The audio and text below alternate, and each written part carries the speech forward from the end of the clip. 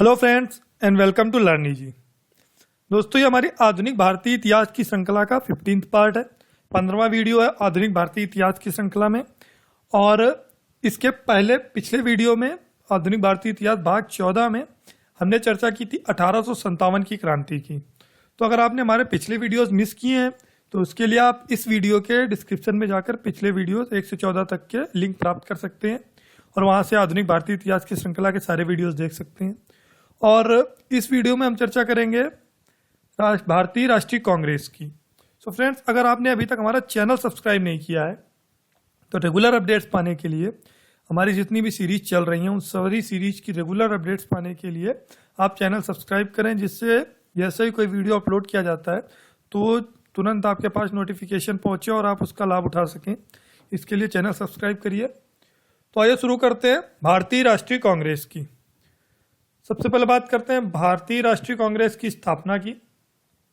तो भारतीय राष्ट्रीय कांग्रेस की जो स्थापना की वो ए.ओ. ह्यूम ने की। ए.ओ. ह्यूम के द्वारा 28 दिसंबर 1885 ईस्वी में बंबई के गोकुलदास तेजपाल संस्कृत विद्यालय, जो बंबई में एक विद्यालय था गोकुलदास तेजपाल संस्कृत विद्यालय, इसके प्रांगण में ए.ओ. ह्यूम के द्वारा 28 दिसंबर 1885 ईस्वी में भारतीय राष्ट्रीय कांग्रेस की स्थापना की गई।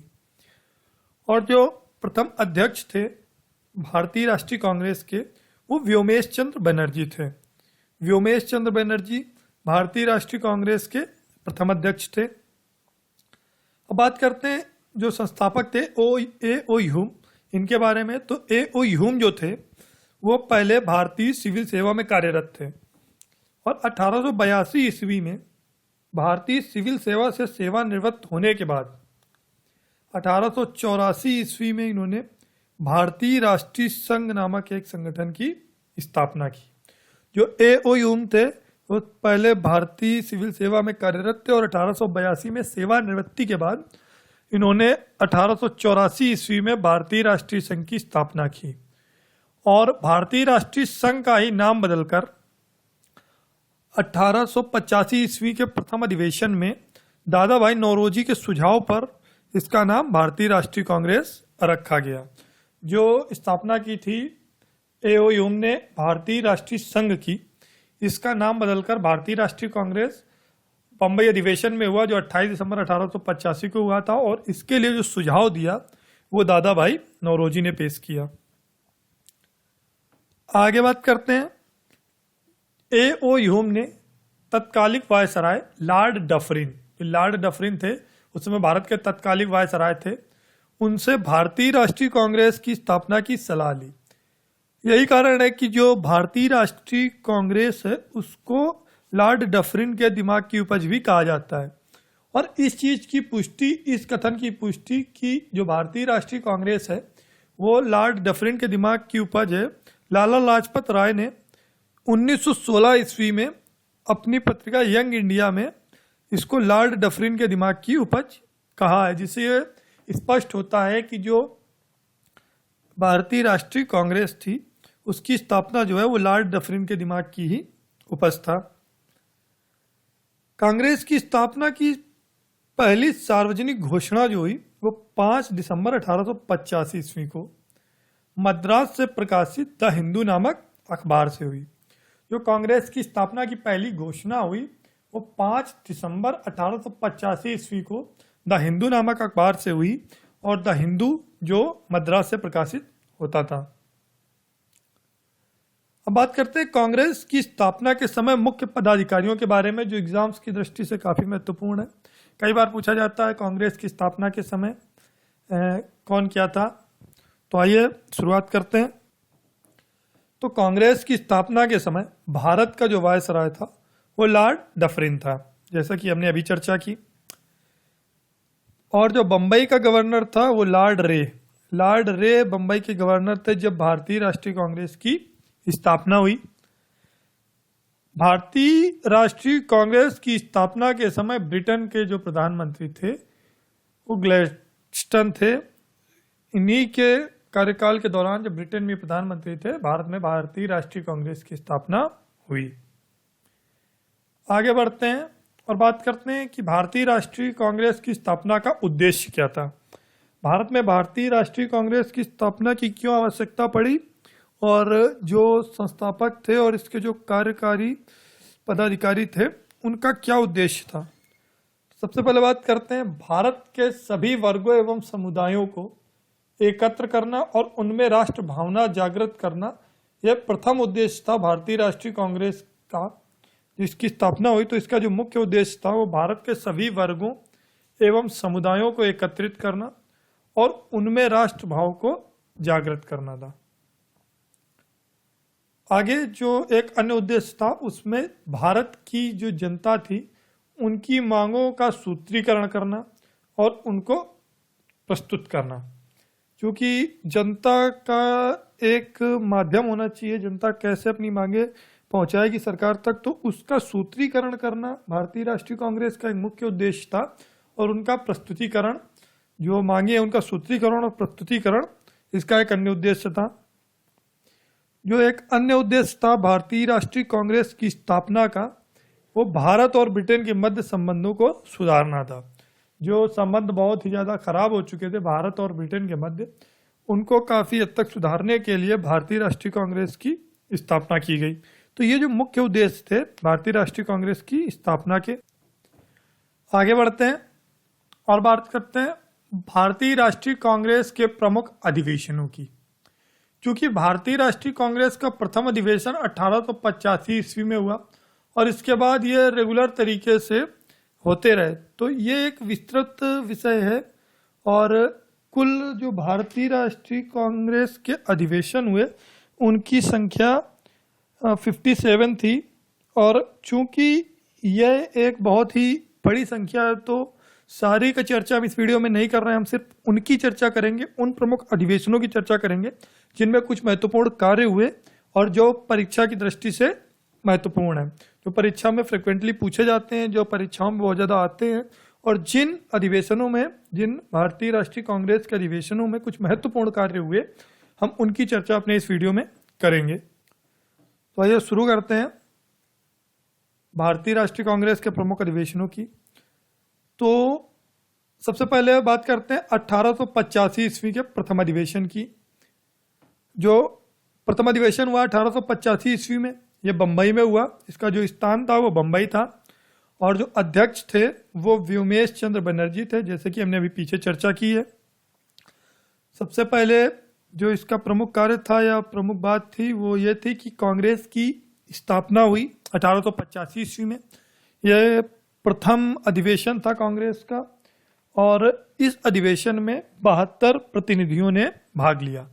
इस अधिवेशन में कुल 72 प्रतिनिधियों ने भाग लिया। इसके बाद बात करते हैं 1886 के अधिवेशन की। 1886 ईस्वी के कांग्रेस अधिवेशन का जो स्थान था वो कलकत्ता था और इसकी जो अध्यक्षता की वो दादा भाई नौरोजी ने की। इस अधिवेशन का जो महत्वपूर्ण बिंदु है या प्रमुख बात वो ये थी कि जो लॉर्ड डफरिन वायसराय था, बैठक के बाद उसने एक उद्यान भोज जो था वो प्रदान किया भारतीय राष्ट्रीय कांग्रेस के सदस्यों को। इसके बाद बात करते हैं 1857 ईस्वी के भारतीय राष्ट्रीय कांग्रेस अधिवेशन की। इसका जो स्थान था 1887 ईस्वी के जो अधिवेशन हुआ उसका स्थान मद्रास था और इसकी जो अध्यक्षता हुई वो बहरुद्दीन तैयब जी के अध्यक्षता में हुई। इसकी अध्यक्षता बहरुद्दीन तैयब जी ने की और इसमें जो महत्वपूर्ण बिंदु थे, प्रमुख उपलब्धियों की बात करते हैं तो सब्जेक्ट कमेटी का गठन हुआ और बहरुद्दीन तैयब जी प्रथम मुस्लिम अध्यक्ष बने। भारतीय राष्ट्रीय कांग्रेस के प्रथम मुस्लिम अध्यक्ष बहरुद्दीन तैयब जी 1887 ईस्वी के मद्रास अधिवेशन में बने। जो प्रथम मुस्लिम अध्यक्ष बने वो बहरुद्दीन तैयब जी बने। अब बात करते हैं 1888 ईस्वी के अधिवेशन की। तो 1888 ईस्वी का जो अधिवेशन हुआ वो इलाहाबाद में हुआ और इसकी अध्यक्षता जॉर्ज यूले ने की। और जॉर्ज यूले प्रथम अंग्रेजी अध्यक्ष था किसी भी भारतीय राष्ट्रीय कांग्रेस के अधिवेशन की अध्यक्षता करने वाला। तो ये प्रथम अंग्रेज अध्यक्ष बना जॉर्ज यूले 1888 ईस्वी के कांग्रेस अधिवेशन की, जो इलाहाबाद में हुआ। आगे बढ़ते हैं और बात करते हैं 1906 ईस्वी का अधिवेशन। चूंकि हमने पहले ही बात की है, हम सिर्फ इस वीडियो में महत्वपूर्ण अधिवेशनों की चर्चा करेंगे जो एग्जाम्स की दृष्टि से महत्वपूर्ण है। चूंकि अभी पीछे हमने 1888 ईस्वी के अधिवेशन की चर्चा की, इसके बाद हम सीधा 1906 ईस्वी के अधिवेशन की चर्चा कर रहे हैं। चूंकि इसके बीच के जो अधिवेशन है वो उतने ज़्यादा महत्वपूर्ण नहीं है, उनमें कुछ उतना ज़्यादा महत्वपूर्ण कार्य नहीं हुआ है, जो एग्जाम्स की दृष्टि से काफ़ी कम महत्वपूर्ण है। इस वजह से हम सिर्फ महत्वपूर्ण बिंदुओं पर ही चर्चा कर रहे हैं। तो अब बात करते हैं 1906 ईस्वी के अधिवेशन की। 1906 ईस्वी का अधिवेशन कलकत्ता में हुआ और इसकी अध्यक्षता दादा भाई नौरोजी ने की। स्वराज शब्द का सर्वप्रथम प्रयोग 1906 के कांग्रेस अधिवेशन में हुआ। ये एग्जाम्स में कई बार पूछा गया और अक्सर पूछा जाता है कि स्वराज शब्द का प्रथम प्रयोग किस कांग्रेस अधिवेशन में हुआ। तो 1906 ईस्वी के कांग्रेस अधिवेशन में जो कलकत्ता में हुआ और जिसकी अध्यक्षता दादा भाई नौरोजी ने की थी, सर्वप्रथम स्वराज शब्द का प्रयोग हुआ। आगे बढ़ते हैं और बात करते हैं 1907 ईस्वी के अधिवेशन की। तो 1907 ईस्वी का अधिवेशन जो सूरत में हुआ और इसकी अध्यक्षता रास बिहारी बोस ने की। जो डॉक्टर रास बिहारी बोस थे उन्होंने इसकी अध्यक्षता की और इस अधिवेशन में 1907 ईस्वी के अधिवेशन में कांग्रेस नरम दल और गरम दल, इसमें जो था वो दो उसमें बट गया, कांग्रेस का बंटवारा हुआ और इसके साथ ही ये अधिवेशन भी निरस्त हो गया, 1907 का अधिवेशन। आगे बात करते हैं 1911 ईस्वी के अधिवेशन की। तो यह कलकत्ता में हुआ। 1911 का अधिवेशन कलकत्ता अधिवेशन था और इसकी अध्यक्षता पंडित बिशन नारायण दर ने की। जो अध्यक्ष थे 1911 ईस्वी के अधिवेशन के, वो पंडित बिशन नारायण दर थे और इस अधिवेशन में पहली बार राष्ट्रगान गाया गया। कलकत्ता अधिवेशन में 1911 के कलकत्ता अधिवेशन में पहली बार राष्ट्रगान गाया गया और जिसकी अध्यक्षता पंडित बिशन नारायण दर ने की। आगे बात करते हैं 1916 ईस्वी के कांग्रेस अधिवेशन की। तो 1916 ईस्वी का कांग्रेस अधिवेशन लखनऊ में हुआ और इसकी अध्यक्षता अंबिका चरण मजूमदार ने की। जो 1916 ईस्वी का कांग्रेस अधिवेशन हुआ लखनऊ में, उसकी जो अध्यक्षता की वो अंबिका चरण मजूमदार ने की और इसी अधिवेशन में 1916 ईस्वी के अधिवेशन में जो कांग्रेस थी नरम और गरम दल में बटी हुई, वो दोनों एक हो गए। आगे बात करते हैं 1917 ईस्वी का अधिवेशन जो कलकत्ता में हुआ।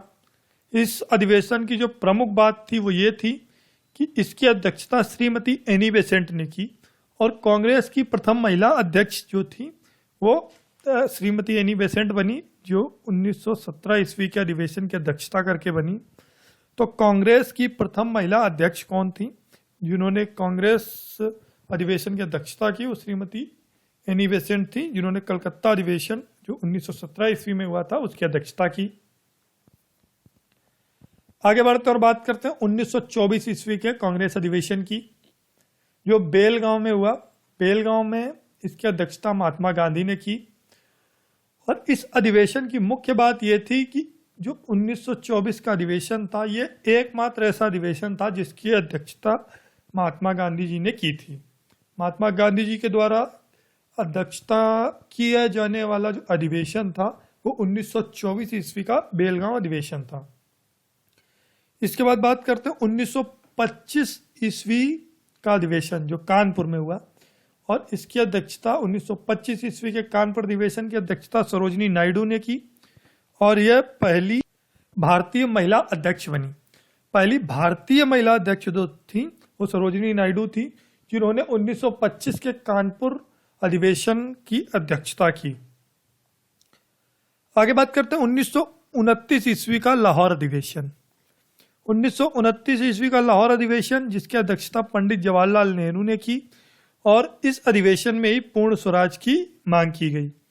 तो 1929 ईस्वी के लाहौर अधिवेशन में पंडित जवाहरलाल नेहरू की अध्यक्षता में पूर्ण स्वराज की मांग की गई और 1930 ईस्वी में कांग्रेस का कोई अधिवेशन नहीं हुआ। आगे बात करते हैं 1931 ईस्वी का अधिवेशन की। तो 1931 का अधिवेशन कराची में हुआ और इसकी अध्यक्षता सरदार वल्लभ भाई पटेल ने की और इस अधिवेशन में मौलिक अधिकारों की मांग की गई। 1931 ईस्वी के कराची अधिवेशन में मौलिक अधिकारों की मांग की गई, जिसकी अध्यक्षता सरदार वल्लभ भाई पटेल ने की थी। आगे बढ़ते और बात करते 1935 ईस्वी की। तो 2935 ईस्वी में कांग्रेस का कोई अधिवेशन नहीं हुआ और 1939 ईस्वी का अधिवेशन, यह एक बहुत ही महत्वपूर्ण अधिवेशन था कांग्रेस के लिए, क्योंकि इसका जो स्थान था वो त्रिपुरी था और त्रिपुरा में ही इसकी अध्यक्षता जो थी सुभाष चंद्र बोस ने की। और इसमें जो बदलाव आए वो किस प्रकार आए उसकी अगर चर्चा करते हैं सॉरी